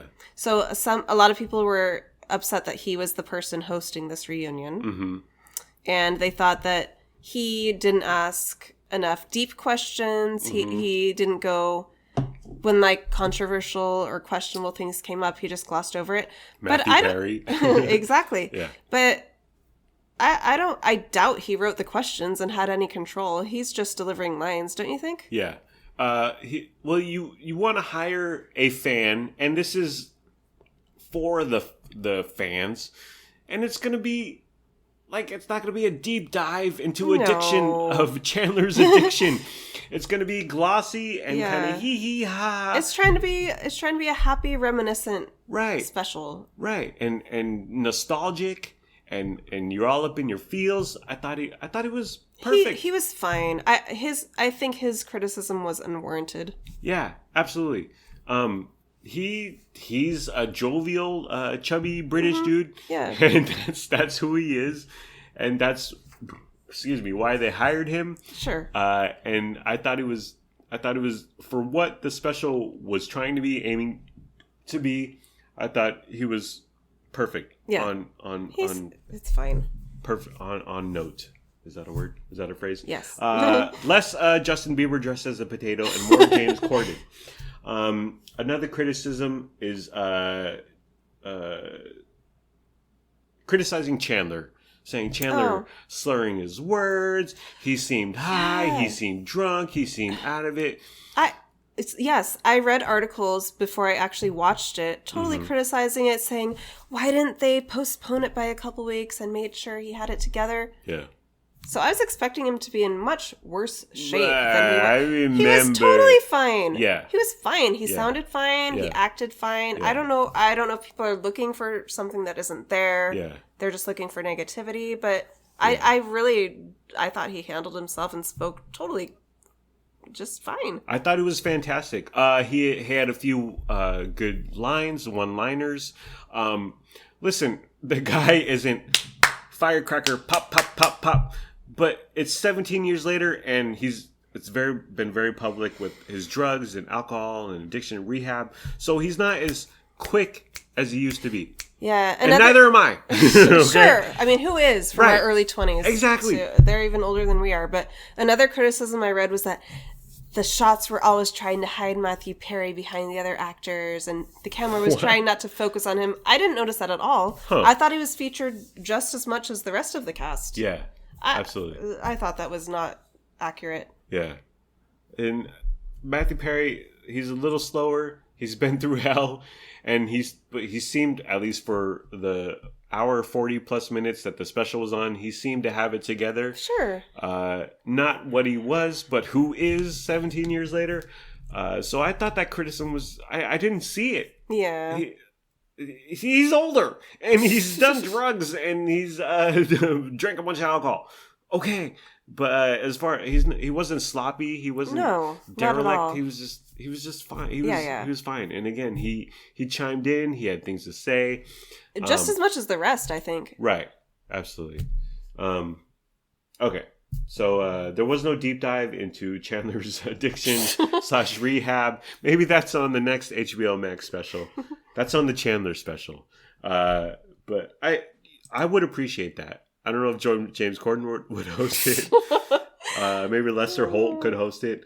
I would appreciate that, but this wasn't the place for it. No. This was a hee ha ha. Yeah, I don't know what these critics, I don't know what they expected. Yeah. That's not what this is. They're not coming together to talk about the post-show trials that people... Are they going to talk about Courtney and David Arquette's divorce? Are they going to talk about Justin Theroux and Jennifer Aniston's relationship woes? No. Why not? Why does that man have an X in his last name, honey? A silent X? You should have known, Rachel.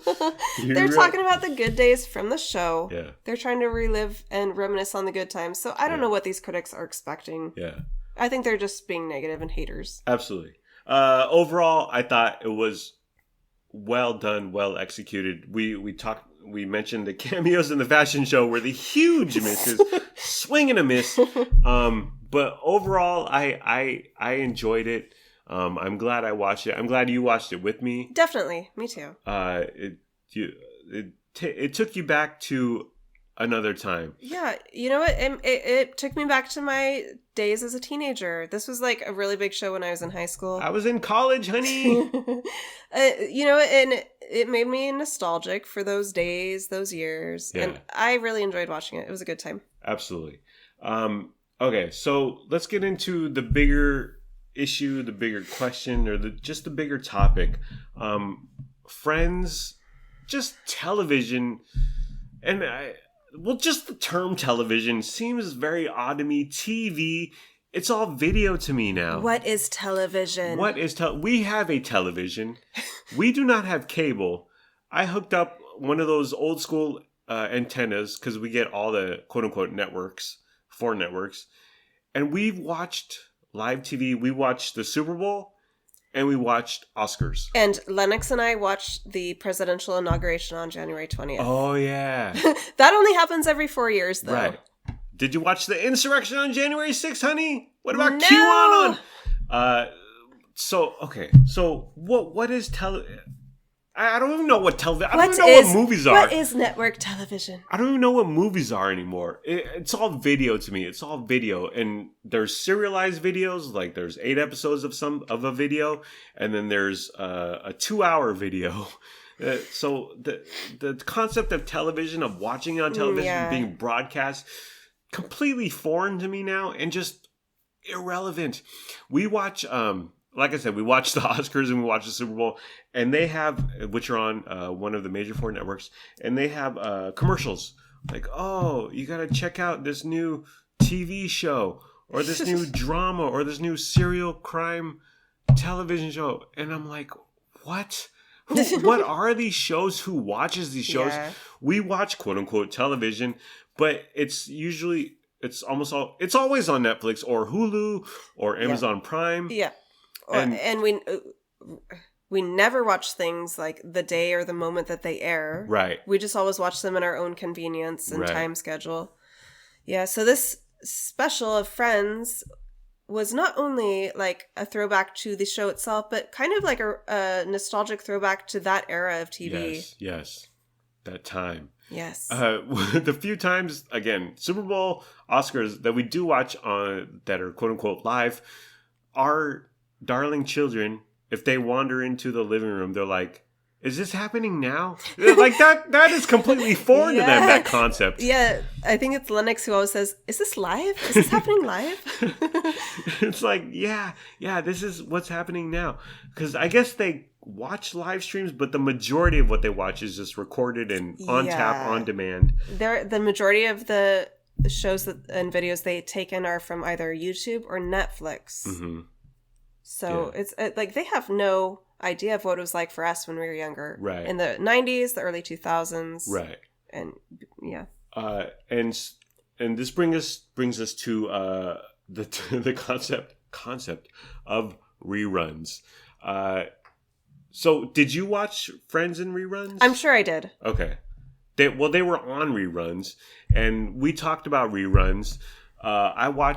I have many, many memories of when I would be sick and my mom would stay home to quote unquote take care of me or whatever.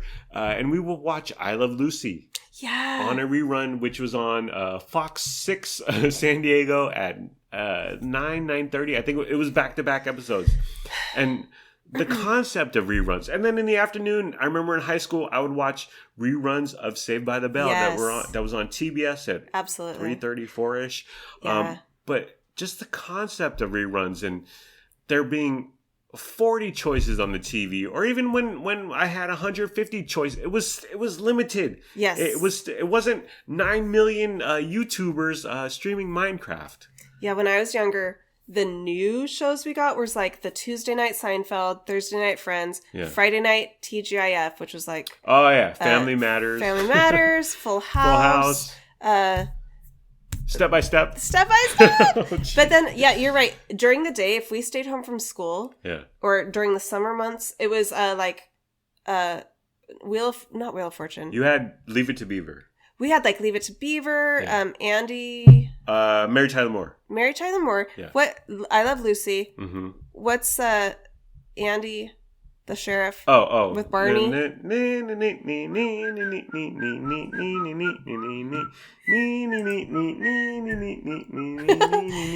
then the game show I'm thinking of is like when they spun the wheel. Wheel of Fortune. No. Was it Andy Griffith? Andy Griffith. There he is. It wasn't Wheel of Fortune? No, what's the other one? Oh, no, Price is Right. Price is Right. Okay. Of course. Oh, yeah. Game shows. Yeah. I don't know if I would have been exposed to these older shows. Right. I'm really glad I was. I love the other one with the witch, Bewitched. Oh, right. I'm so glad I got exposed to those. They're so good. But, our kids now, you would have to choose to find that somewhere and put it on to see it. Right. And if they're home during the day, they have so much choice. Right. It's not just these few channels they got to choose from. Yeah. So I'm a little bit sad that they're not forced to watch these older shows. It's different. We would have 40, 50 channels, and then later we had 100 plus channels, but it was still limited, and you kind of stayed to the tried and true. But like darling daughter Luna Marie, for some reason she got into Survivor. Yes. A few months ago. Yeah, she did. And she's watched many seasons of Survivor. Yeah. And now she's into old school, it's still currently running, but old Master Chef's episodes. Yeah. So it isn't like I got 40 channels, I need to pick one thing amongst them. It's the YouTube / Netflix algorithm, what it serves me and what I'm inclined to click on or tap on. It's just a different time. Yeah. It's very odd. And I don't feel bad, but I'm like, I liked reruns. It was every day. Saved by the Bell. And there weren't that many episodes of Saved by the Bell, but it was something familiar and it was limited choice. Yeah. Too much choice is paralyzing to me, as you know, honey. You know something I just thought of that's kind of fun? Mm-hmm. Reruns that played during the day when I was a kid in the 80s and 90s was those older black and white shows. Yeah. Like from the 50s, 60s, 70s. Yeah. Three's a Crowd. So I imagine if that was still the model going on now, my kids would be watching reruns from like the 80s and 90s of shows that I watched. So I wonder if that kind of gave me like a connection with my parents. Oh, yeah. And that's missing with me and my kids because they're not exposed to all of those older shows that I watched as a kid. Yeah. And you watch Master Chef with darling daughter Luna Marie, but it's not the same. It's different. Right. Because you haven't watched these episodes and you guys hold hands together because it's so dramatic. Who's going to be eliminated? Yeah, that's a great point. Like, my mom and I will always have I Love Lucy. Yeah. We loved I Love Lucy. And that, it just doesn't happen anymore. Oh, it's called Three's Company, not Three's a Crowd. Three's Company? The Susan Summers My mom thing. loved that too. My mom, now that you bring that up, that was a great Jack Tripper. Okay.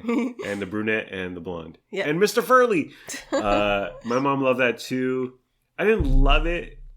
I don't remember it. Well, I just remember specifically I Love Lucy. But reruns were, they're the thing of the past. They're gone, so say goodbye, honey. So I also wanted to talk about Friends just in the pop culture zeitgeist. In late 90s to early 2000s, inescapable. No, yeah. All over magazines and Access Hollywood. What's David Schwimmer eating? Where's he eating today? Just nonstop. And it just doesn't happen like that with a television show anymore. Right. It happens with like these stupid reality shows, like the Real Housewives of whatever. Yeah. Like you have to reach the level of like the Kardashians. Yeah. But even that, it's not the same thing as Friends was. It's not reaching the same level of audience and people worldwide. Yeah, because I didn't watch Friends every Thursday, but I kind of knew Monica and Ross, or no, Rachel and Ross, Monica and Chandler, and ugly naked guy who they would, right? I knew what was going on, and I kind of knew what their quote unquote real life celebrity paparazzi lives were doing, but it's just not like that. Because there's so much gosh dang movies and TV and video and reality shows. TikTok. Oh my gosh. The celebrities that our kids are into, I've never even heard of. Right. They're not on any shows or movies. It's mostly TikTok. There's these very niche, like gaming or celebrity or like YouTube channels, or TikToks or dancing or spoiler music. Reviews. It's like the world is fractured off into these very specific fandoms. Absolutely. So it's harder to like connect with things from generation to generation, and even with your peers. Right. And I wonder if because I remember with Seinfeld, because I was a Seinfeld guy. Seinfeld aired on Thursday night, and Friday morning at school with my friend Matt, I can't think of his last name, but we would be like, oh, Seinfeld, Kramer with those pretzels. Like Luna Marie watching a TikToker, or even 50 TikTokers in a day, is her close friend watching the same 50 TikTokers or a different 50 TikTokers. And it's so interesting because our kids have connected with other classmates over a specific anime show like Naruto or Avatar, but within those shows there's content creators on TikTok and YouTube, right? And there's so many, so that's where like the real connection happens. Like you may like Naruto the anime, but are you watching the same YouTubers and TikTokers that my kids are watching? So you can connect on one level, but then there's even like more specific concentrated levels that you can connect on. So they're doing these YouTubers. Are they commenting or reacting videos or? Yeah, or just like making like fan edits and like fan talking about what you love about this person, this character. It'll never be like how it was. Honey. It was a simpler time back in the 90s. It was a simpler time, and I long for it. There's too much stuff going on now. I know. It's madness and geez, the conversations we have about who should be canceled on TikTok every day at the dinner table. I have no idea who the kids are talking about when they bring up these various people who should be canceled and who's offensive and who's racist. I barely know. And then I bring it up and they haven't heard of it. And I'm like, well, we talk about TikTok, and when TikTok makes it to the quote unquote mainstream to us, we always say, hey, Luna, what's up with mustard on watermelon? She's like, what are you talking about? Or It's very odd. It seems to you and I, very like big trends of these like weird food things people are doing. Yeah. Luna's never heard of it. Right. Because her algorithm is not feeding her any of those specific things. She's getting totally different content than what you and I are exposed to. Yeah. And in the end, we just have less things in common, less things to chat about, less things to just... You know what? To just share, yes. I think we need to go back to church as a family. Wait a second. We need Jesus to bring us together. Is that Lucy talking, honey? So the friend reunion, it just harkened back to a different time where a television show could take over pop culture, and even if you weren't aware, I didn't watch it, but I was always aware of it. Mm-hmm. And going off the air was a huge deal. Same with Seinfeld. It was a huge deal. And I wasn't a fan, but I knew what was going on. What's going on with Unspeakable and Dream and Charlie D'Amelio. The Dream SMP. Right. Is Dream racist? It's just, it's a different time. I don't like it. I like things contained and just that we can share, and that's something that we can. It isn't spread out over 6 billion people on the planet Earth. Where there was Seinfeld, there was Friends, there was Cheers back in the day, there was Home Improvement, these stupid sitcoms, but they were just a common fabric within us all, and that's gone. What's holding us together now? It will never happen again, and that's something we got to wrestle with. Honey. So in conclusion. Grab your kids, hold them tight. Hold them tight. Make them watch old episodes of Friends. Binge watch. Tonight we might be watching a Conjuring movie. The Conjuring 3. And we're going to force the kids to come watch it with us. And then we're going to talk about it. And we're going to hold each other. Yeah. we're gonna pod about it. We're going to talk about it. We're going to be like, remember Friends? Remember Ross and Rachel? It's a different time. It's changed. It's inevitable. I'm sure our parents maybe were thinking, what's up with 60 channels? What's up with cable TV? You're right. Like from their perspective, probably like from they had like 5 shows or 10 shows that they watched, and then they were like, what is all these like Nickelodeon and what is TGIF and so what's up with Good Burger? It's all perspective, I guess. Who knows what will our kids be experiencing in 30 years that they're going to gripe about, and how different is the world going to be? I would say that it used to be a lot of glut of information and entertainment and nonstop. They're coming at you. But when we were growing up, it was manageable. Now it's not manageable. It's completely out of control.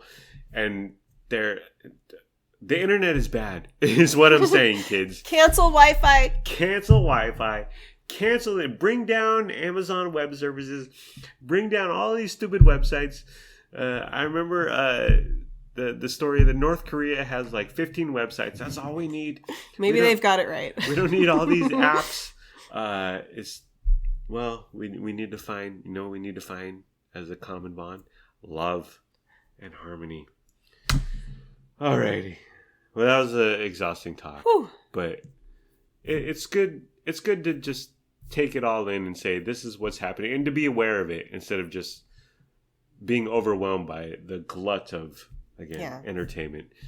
There's more to life than staring at a screen in the constant pursuit of entertainment and pleasure.